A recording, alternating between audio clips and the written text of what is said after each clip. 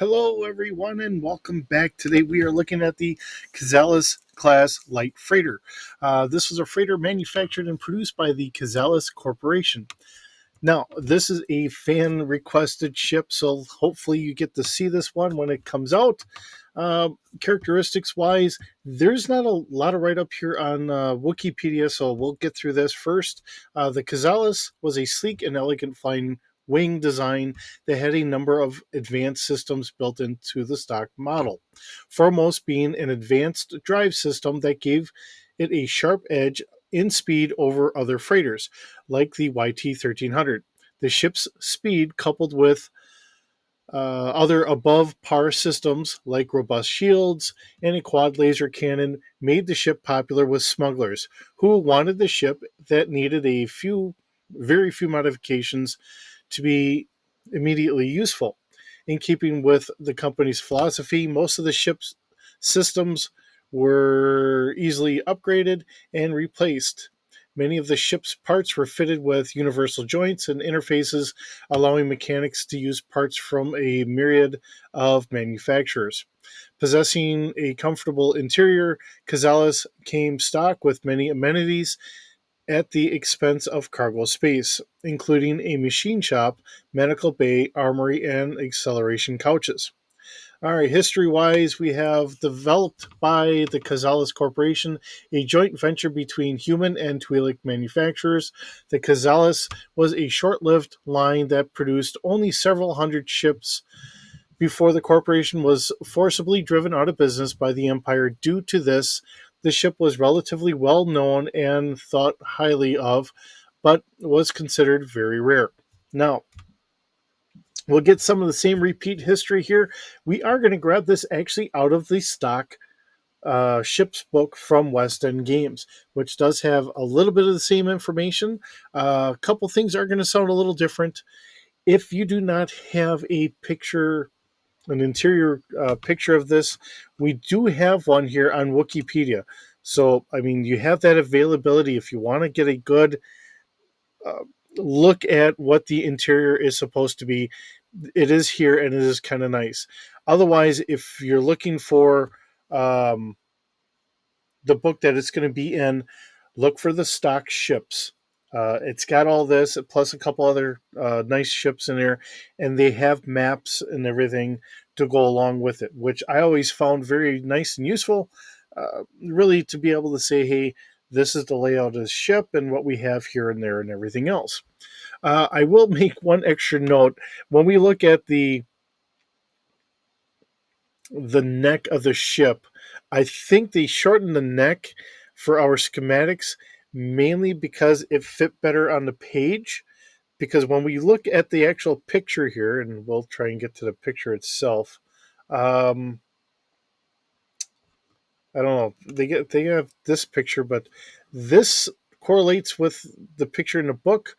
But when we get the other picture that really goes along with this, it's got an elongated neck there. So we'll just kind of keep that in perspective here.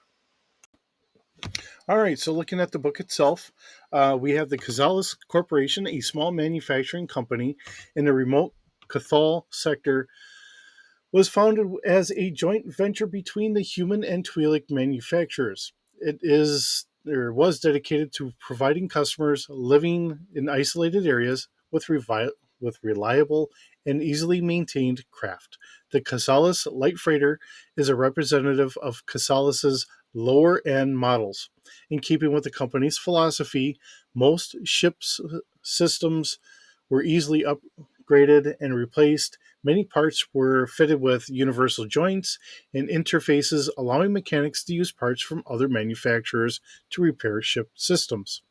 The line proved to be very popular among the Rima trade route, and Kazalis Corporation expanded its production facilities and opened showrooms and retail outlets in the Kalshobel and Eridu, the capital world of Saswana sector. The intention was to launch a mass market program with the light freighter and follow up with a larger, more powerful model named the Heavy Hauler. However, despite the success of the retail program, over 100 of the light freighters were sold in the very first year alone. The program was never expanded or continued because Kazellis Corporation was driven out of business with the arrival of the empire in the Cathal sector. Chrysalis management refused requests by Moff Kendor Schrain to provide him with ships, repairs, and shipping for a cheaper rate than the company's already generous discounts for bulk orders generated from within the Cathal sector. Kazellis had never given the galactic government preferential treatment and weren't about to start now. They failed to understand the ruthlessness of the New Order. Kazellis Corporation was taken over by the Empire, and all members of its senior staff and board of directors were either executed or driven into hiding. As the Empire seized the company's assets, employees in one of the earliest acts of widespread resistance destroyed all the assembly lines and wiped all the data storage devices, effectively assuring that no more Kazellis models would ever be manufactured again. Now, one of the things I really want to kind of point out here is when we look at this original picture, um, we have a longer neck on the ship than what we actually have in our schematics. So, whether that's just the boarding ramp underneath there or whatever, no big deal, but it just is what it is. Now, we do have, the schematic here in the stock ships book. So, again, if you're looking for this, look up Star Wars, D6 Star Wars or West End Game Star Wars as a downloadable PDF and look for stock ships. Pretty much every ship, or not pretty much, but every ship that they have in there has got a schematic in here so that way you can see how that ship is laid out. Very kind of nice and useful. So as we look at our stats here, you can see where everything's listed as to where it all is on the one side, and on the other side we have our stats. So looking at everything here, this is a light freighter at starfighter scale, has a length of 28 meters, has a crew of one and a gunner of one. So if you have an optional gunner, then you can swing your turret around. If the gunner is not there, then your cannon's going to be locked usually in the forward position. Not saying you couldn't lock it in a rear position, but typically everyone locks it in a forward position.